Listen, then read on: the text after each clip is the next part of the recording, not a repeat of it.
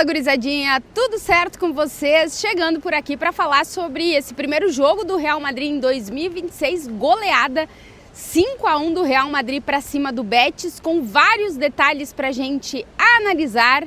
Teve hat-trick, quase histórico para o Real Madrid, teve momentos complicados e teve bastante coisa que a gente tem que falar antes do time viajar para a Arábia Saudita para a disputa da Supercopa da Espanha. O Xabi Alonso sai desse momento talvez mais reforçado depois dessa vitória, apesar de algumas vaias que o time ouviu em determinados momentos do jogo. Já vou falar um pouquinho mais sobre isso.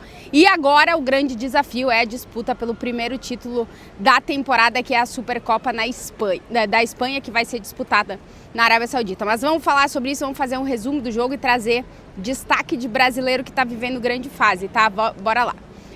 Antes de mais nada, se vocês estão por aqui e ainda não estão inscritos no canal, sempre aquele pedido, se inscrevam, deixem o like, comentem. Quem quer ajudar o canal de outra forma, existe a possibilidade de ser membro, então é outra alternativa para vocês. Mas vamos falar sobre o jogo, porque eu tô me enrolando e eu sei que vocês querem que eu fale sobre a partida, bora lá. A base vem como? Olha, nesse início de 2026 ela tá vindo forte no Real Madrid, porque 5 gols aqui no Bernabéu no primeiro jogo de 2026, os 5 marcados por jogadores da base. Fazia muito tempo que isso não acontecia e o Real Madrid conseguiu começar o ano goleando e com o destaque, claro, dos jogadores formados na base do clube que se destacaram nessa goleada. Primeiro vamos falar sobre o grande destaque entre os jogadores que marcaram aí esses primeiros gols do Real Madrid, que sem dúvida fica por conta de Gonçalo Garcia, que não tinha marcado nenhum gol em La Liga ainda na carreira, marcou o primeiro e depois fez mais 2, um hat-trick para o jogador que, na ausência de Kylian Mbappé lesionado, jogou como centroavante e foi o homem-gol do Real Madrid nesse primeiro jogo de 2026. O Gonçalo Garcia fez um hat-trick perfeito, gol de cabeça, gol com a direita e gol com a esquerda. O primeiro dele no jogo foi o primeiro gol do Real Madrid também, depois de um escanteio cobrado por Rodrigo. Já vou falar mais sobre o camisa 11, que está vivendo o melhor momento dele nessa temporada com a camisa do Real Madrid. Um escanteio muito bem cobrado pelo Rodrigo para a cabeçada quase sem ângulo do Gonçalo para abrir o placar para o Real Madrid. Depois o segundo gol também foi do Gonçalo. Aí foi um golaço dele depois de uma assistência do Fede Valverde. Ele domina a bola com o peito, baixa e chuta bem no cantinho do gol, indefensável para o goleiro do Betis, 2-0 para o Real Madrid. Aí a gente tem o terceiro gol do time, que não foi do Gonçalo, foi o Raul Asensio, depois de outro escanteio bem cobrado pelo Rodrigo. Raul Asensio de cabeça faz o 3-0 e depois chega o quarto gol do Gonçalo Garcia, um gol de calcanhar depois de uma assistência de Arda Güler, e o quinto ficou por conta do lateral Fran Garcia. Um Real Madrid 100% com gols dos seus jogadores da base, com esse hat-trick do Gonçalo Garcia, algo que não acontecia desde 2009, que um jogador formado na base do Real Madrid fizesse um hat-trick, desde o Raul Gonçalves Blanco lá em 2009 e agora em 2026 com o Gonçalo Garcia. Se a gente olhar só para o Bernabéu, desde 2003, um jogador formado na base não conseguia fazer um hat-trick no Bernabéu. O Gonçalo que iguala também aí essa marca de Raul Gonçalves Blanco também aqui no Bernabéu em 2003. Um dia que a base do Real Madrid brilhou e que o time teve momentos de altos e baixos, que não conseguiu controlar 100% do jogo, sem Kylian Mbappé, como eu dizia, ausente ainda por lesão, que é uma dúvida muito grande. Não se diz ainda que o Mbappé esteja descartado, mas é uma dúvida que vai pairar no ar nas próximas horas do Real Madrid para a Supercopa da Europa, a disputa do primeiro título do ano na próxima semana. Um Real Madrid que começou o jogo muito bem. O Xabi Alonso escalou o time num 4-3-3 sem a bola, num 4-4-2 sem a bola, num 4-3-3 com a bola, com o Rodrigo fazendo uma função de novo muito destacada dentro do jogo. O Xabi Alonso está dando muita liberdade ao brasileiro. O Rodrigo tem sido escalado como ponta direita, mas está com muita liberdade para entrar por dentro e armar as jogadas. São 2 assistências no jogo de hoje para o Rodrigo, já são 3 assistências e 2 gols nos últimos 5 jogos com o Real Madrid. O Rodrigo voltou a se encontrar, está se sentindo com liberdade, como eu disse, para criar muito as jogadas, né, do time. Obviamente que ele está jogando mais pela direita, mas às vezes ele troca de posição, o Vini centraliza, ele até vai para a esquerda e no meio de campo ele está com liberdade criativa, já que o Real Madrid não tem esse jogador propriamente dito, que seja o cara que dita o ritmo do jogo, que constrói mais as jogadas. O Arda Güler talvez seja esse jogador, mas ele perdeu o protagonismo nos últimos jogos, porque o Xabi Alonso está precisando de um time mais equilibrado e tem optado por, quando o Camavinga está bem, Tchouaméni e Camavinga junto com o Jude Bellingham no meio de campo. Então o Rodrigo está tendo a possibilidade de jogar tanto como um meio campista como um atacante. Isso está dando muita liberdade para ele, está equilibrando o time também, ele jogar um pouquinho mais recuado, e ele está conseguindo continuar mostrando aí a sua melhor versão. Depois do jogo, o Xabi Alonso disse que quando o time consegue conectar com o Rodrigo, a jogada seguinte sempre é muito melhor do que ela poderia ser quando o time não passa pelo Rodrigo. Então, o Rodrigo está vivendo um grande momento, foi bastante aplaudido aqui pelo Bernabéu quando deixou o campo, ao contrário do que a gente tem visto acontecer com o Vini Júnior. O Vini Júnior hoje, de novo, como no jogo contra o Sevilla, ouviu aplausos e parte de vaias também quando foi substituído. O Vini começou o jogo muito bem, atacando muito pela ponta esquerda, indo para cima muito do seu marcador, inclusive conseguiu amarelar o seu marcador. Estava se mostrando bastante ativo. Aí tem um lance de um pênalti que não é apitado, que o Vinícius reclama muito, o Real Madrid reclama muito de um pênalti não apitado. E a partir daí a gente começa a ver um Vini reclamando muito da arbitragem, porque não está apitando todas as faltas. E aí, com mais dificuldade de conseguir ultrapassar o seu marcador. Ele continuou tentando, mas com mais dificuldade de fazer isso.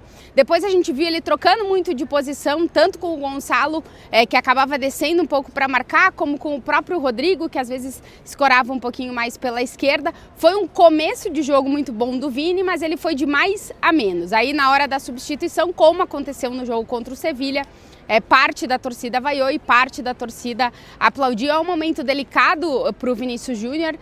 O Xabi Alonso falou sobre isso depois na entrevista coletiva. Disse que tanto o time como o próprio Vinícius são maduros para entender o momento. E ele disse uma frase que está repercutindo muito aqui na Espanha, evidentemente, que o Vini será e foi muito importante e fundamental para o Real Madrid, e que ele acredita que depois da Supercopa, que o Real Madrid tem jogos na Arábia Saudita, que o time volta a jogar no Bernabéu, que ele não tem dúvidas de que o Bernabéu vai voltar a 100% a aplaudir o Vinícius Júnior. Um momento delicado para o jogador brasileiro, que não está conseguindo marcar gols, e isso a gente sabe que é fundamental no Real Madrid. Um momento delicado para o Vini, mas que agora o Vinícius e o próprio Real Madrid têm uma grande oportunidade de conseguir dar a volta em quaisquer pontos ruins que tenham ficado depois desses últimos jogos aqui no Bernabéu. O Real Madrid tem a Supercopa da Espanha para disputar, que é na Arábia Saudita, é um título em jogo, e a gente sabe que em finais o Vinícius costuma se destacar em momentos de bastante decisão para o Real Madrid, pelo menos foi assim nos últimos anos. Como eu disse, um Real Madrid ainda muito irregular, ainda muito inconstante, que fez bons primeiros 25 minutos de jogo, mas que acabou depois vendo o Betis crescer em determinados momentos da partida, e no final do jogo acabou contando com a efetividade dos seus jogadores da base para conseguir o resultado, essa goleada 5-1, que dá ao Real Madrid a possibilidade de continuar na briga pelo título de La Liga, 4 pontos a menos que o líder Barcelona, que também venceu o seu jogo no sábado. Um Real Madrid que conquista 4 vitórias consecutivas, e o Xabi Alonso que respira, mas sabendo que qualquer momento pode voltar todo aquele rum e aquela questão de não saber se o técnico espanhol terá ou não continuidade. O jogo de hoje foi um jogo no qual o Real Madrid teve problemas defensivos, como tem tido. O Real Madrid é um time que defensivamente deixa o seu rival atacar demais, deixa os jogadores do time rival pisarem muito na área. O Real conseguiu criar várias ocasiões, o jogo dinâmico do ataque nos bons momentos, ele funcionou bastante. Foram 9 finalizações do Real Madrid no jogo, 5 do Betis, mas o Betis ainda teve 2 traves, então mais ou menos as finalizações foram praticamente as mesmas das duas equipes.